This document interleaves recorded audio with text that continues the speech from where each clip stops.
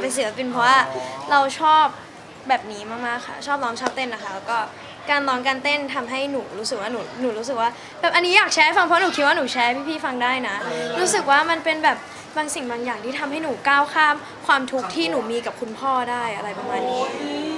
ความการที่หนูแบบทะเลาะกับคุณพ่ออะไรอย่างเงี้ยหนูก็รู้สึกแบบเฟลใช่ไหมคะหนูคิดว่าสิ่งนั้นแหละคือสิ่งที่ทำให้หนูก้าวข้ามไปได้ก็คือเรียกอย่างเหมือนความสนุกในชีวิตนั่นแหละใช่แล้วก็รู้สึกว่าจะได้มีแบบทำให้แบบครอบครัวภูมิใจอะไรประมาณนี้ด้วยค่ะรู้สึกว่าคุณแม่ก็สอนมาดีนะคะก็อยู่กับหม่ามีตลอดเวลาอะไรประมาณนี้ก็